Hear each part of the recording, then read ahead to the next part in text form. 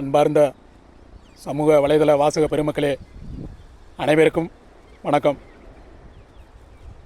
இதோ என் அருகில் ஓடிக்கொண்டிருக்கும் கணக்குகளை பாருங்கள். பல பத்திரிகைகளில் வெளியிட்டிருக்கிறேன். அதாவது 2008ஆம் ஆண்டிலிருந்து வெளியிட்டிருக்கிறேன். இதுவரை யாரும் சரியான விடையை கண்டுபிடிக்கவில்லை. அதேபோல் 2009ஆம் ஆண்டு பாக்கியா பத்திரிகையில் வெளியிட்டேன்.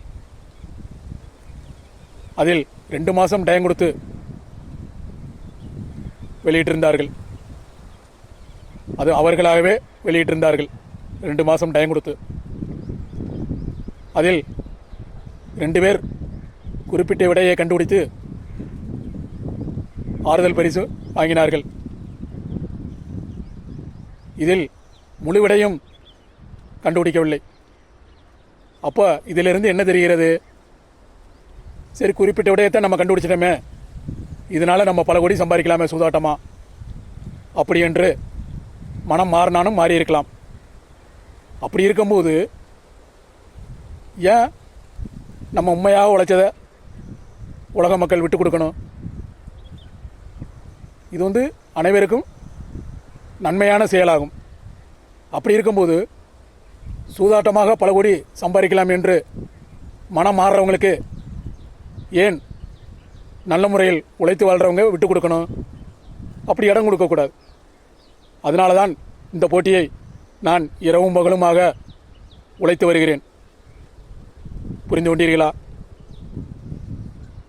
இதில் பல கோடி சூதாட்டமாக சம்பாதிச்சு நம்ம ஒன்றும் கோடிக்கணக்கான ஆண்டுகளுக்கு வாழ போகிறதில்ல.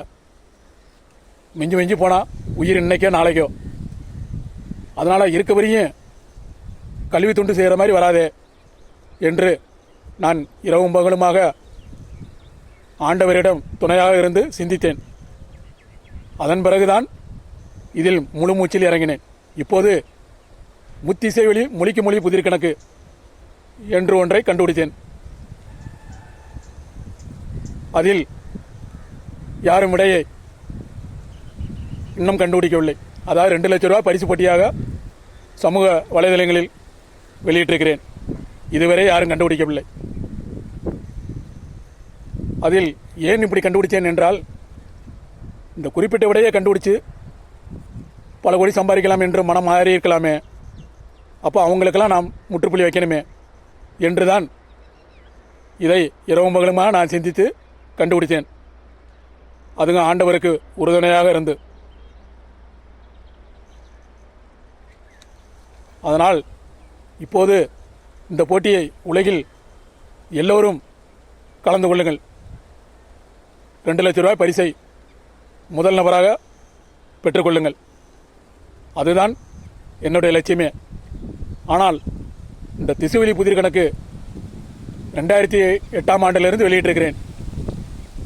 அதாவது நான் 16 ஆண்டு காலமாக கண்டுபிடித்தேன். அதில் 16 ஆண்டுகளுக்கு மேலே ஆகிவிட்டது. அதாவது 16 ஆண்டுகளுக்கு மேலே ஆகிவிட்டதுன்னா இப்போ 17ஆவது ஆண்டு நடந்து கொண்டிருக்கிறது. அப்போ இதுவரை யாரும் முழு விடையை கண்டுபிடிக்கவில்லை என்று சந்தேகமாக தான் உள்ளது. ஏன் சந்தேகமாக உள்ளது எனக்கு? ஏன் அந்த மாதிரி என்னை இடம் கொடுக்குறாங்க? ஏன் ஆண்டவர் என்ன எனக்கு மட்டும் 7 அறிவாக கொடுத்துருக்காரு? எல்லோருக்கும் கொடுத்துருக்கா 6 அறிவு தான் எனக்கும் கொடுத்துருக்காரு. அப்போ நீங்களும் முயற்சி செய்து இதை முழு விடையை கண்டுபிடிக்க வேண்டியதானே? ஏன் 2 லட்ச ரூபாய் பரிசை அரசு முன்னிலையில் வாங்கி கொள்ள வேண்டியதானே? நான் தான் அரசு முன்னிலையில் கொடுக்க தயாராக உள்ளானே. நான் என்ன பொய்யாவா நடத்துறேன்? அதனால் மக்கள் இதுக்கெல்லாம் துணிஞ்சு செயல்படுங்கள். திருட்டுத்தனமாக உழைக்கிறவங்களுக்கு இடம் கொடுக்காதீர். அதைத்தான் நான் சொல்ல வருகிறேன். திருட்டுத்தனமாக உழைச்சி பல கோடி சூதாட்டமாக நம்ம அந்த கணக்கை சம்பாரித்து கோடீஸ்வரன் ஆகலாமே என்று நினச்சி அதில் என்ன பிரயோஜனம்? நீ உண்மையாக உழைச்சி வாழு, நான் வேண்டான்னு சொல்லலை. நீ சூதாட்டமாக நடத்தி பல கோடி சம்பாதிக்கலான்னு நினச்சா இது நடக்கிற விஷயமா? அதனால தான் நான் இரவும் பகலுமாக சிந்தித்தேன். ஆண்டவரிடம் உறுதுணையாக இருந்து எனக்கு இன்னொரு கணக்குக்கு வாய்ப்பு கொடுங்க. இது உலகத்தில் எல்லோருக்கும் முறியடிக்க முடியாத அளவுக்கு எனக்கு ஒரு முற்றுப்புள்ளி வைக்கணுமே என்று நான் ஆண்டவரிடம் வேண்டியிருந்தேன்.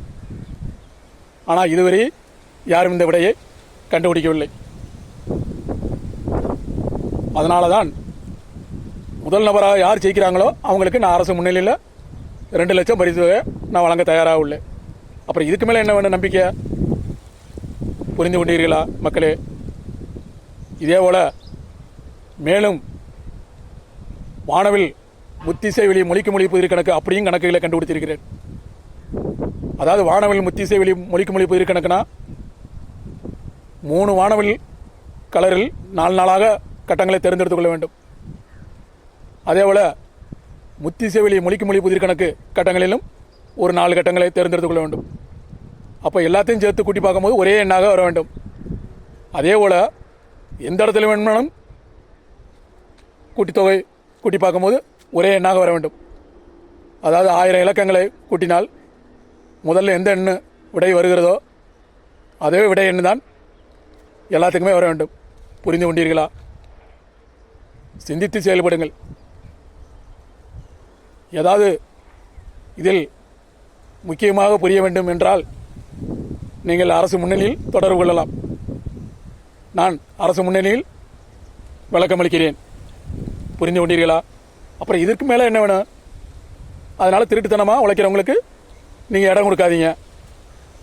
அதனால தான் நான் உலகம் ஃபுல்லாக மக்களுக்கு நன்மையானுமே அப்படி என்று இது நான் கல்வி தொண்டாக பயன்படுத்தி வருகிறேன். அதுவும் இரவும் பகலுமாக சிந்தித்து. புரிந்து கொண்டீர்களா? இதில் நான் ஃப்ரீயாக ஒன்றும் நான் அறிவிக்கவில்லை. அதுவும் மக்களுக்கு நன்மையாக இருக்கட்டுமே என்று பரிசு தொகையாக தான் நான் அறிவிச்சிருக்கிறேன். அதற்குன்னு ஏன் முன் வராமல் இருக்க வேண்டும்? அப்போ அதில் குறிப்பிட்ட விடையை மட்டும் கண்டுபிடிச்சி நம்ம பல கோடி சம்பாதிக்கலாம் என்ற நினப்பு தானே. அப்படியே மக்கள் நல்ல மக்கள் விட்டு கொடுக்கணும், நேர்மையாக வாழ்கிற மக்கள். இப்போ உலகம் ஃபுல்லாக 800 கோடி மக்கள் இருக்கிறாங்க. அந்த 800 கோடி மக்கள்லையும் ஏன் நல்லவர்கள் ஏன் இடம் கொடுக்கணும்? திட்டுத்தனமாக வாழ்கிறவங்க குறிப்பிட்ட பேர் தான். அந்த குறிப்பிட்ட பேருக்கு நம்ம இடம் கொடுக்கக்கூடாது, நல்லவர்கள். அதற்காகத்தான் நான் இந்த கல்வி தொண்டில் ஈடுபட்டு வருகிறேன். புரிந்து கொண்டீர்களா? அனைவருக்கும் இது ஒரு நன்மையாக செயல்பட வேண்டும். அதற்காகத்தான் நான் இதில் துணிஞ்சு இறங்கினேன். புரிந்து கொண்டீர்களா? இதே போல் இந்த கணக்கை ஆயிரக்கணக்கான பேர் ஃபோன் போட்டு கேட்டார்கள் என்னிடம். இந்த கணக்கு கேள்வியெல்லாம் எப்படிங்க வரணும், இதுக்கு இந்த கேள்விக்கு எப்படிங்க வரணும், அந்த கேள்விக்கு எப்படிங்க வரணும்னு நான் எல்லா கேள்விக்கும் பதிலளித்தேன். ஆனால் இதுவரை ஏன் முன் வரவில்லை? அப்போ நீங்கள் எல்லாம் திருட்டுத்தனமாக வாழ்கிறதா குறிக்குது. அப்போ அப்படி தானே எல்லாம் நினைக்க வேண்டியிருக்குது. அதுக்கு நீ ஃபோன் போட்டு கேட்காம இருந்திருந்தா நான் எதுவுமே ஒன்றும் கண்டுக்கிற மாட்டேன். அப்போ நீ எதுக்கு ஃபோன் போட்டு கேட்குற, விளக்கங்கள்லாம் கேட்குற? அப்போ இதிலிருந்து என்ன தெரிகிறது? திருட்டுத்தனமாக தான் நீ வாழ்கிறா என்று தெரிகிறது. நீ நல்லவனாக இருந்தால் நீ அரசு முன்னிலையில் வரணும்ல. நான் அரசு முன்னிலையில் 2 லட்ச ரூபா பரிசு தொகை வழங்க தயாராக இருக்கிறேன். அது முதல்ல ஜெயிக்கிறவங்களுக்கு. அப்படி இருக்கும்போது நீ ஏன் வராமல் இருக்கிற? இல்லைன்னா ஃபோன் போட்டு கேட்காமையா இருந்திருக்கணும். இந்த கேள்வி எப்படி வரணும், அந்த கேள்வி எப்படி வரணும். நீ விளக்கங்களை மட்டும் நல்லா கேட்டீல, கேட்டுவிட்டு எதுக்கு இவ்வளோ நீ மறைமுகமாக வாழ்ந்து வர்ற? பல கோடி சம்பாதிக்கலான்னு என்று சூதாட்டமாக. அது கோழைத்தனம். அப்படி சூதாட்டமாக சம்பாரித்து கோடிக்கணக்கான ஆண்டு ஒன்றும் வாழ போகிறதில்ல. மனிதன் இருக்கிறது இன்றைக்கோ நாளைக்கோ. புரிஞ்சு கொண்டீர்களா?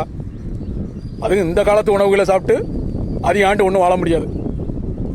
இன்றைக்கோ நாளைக்கோ என்று தான் நம்ம இருக்கிறோம். அதுவரையும் மக்களுக்கு நன்மை செய்கிற மாதிரி வருமா அப்படி என்று தான் நான் இரவும் பகலுமாக சிந்தித்தேன் ஆண்டவரிடம். அதன் பிறகுதான் எனக்கு ஆண்டவர் இந்த மாதிரி கணக்குகளுக்கு வழிவகுத்தார். இப்போது நான் அரசு முன்னணியில் 2 லட்சம் வழங்க தயாராக உள்ளேன்.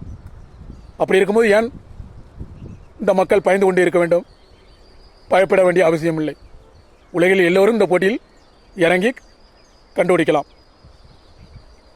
வணக்கம்.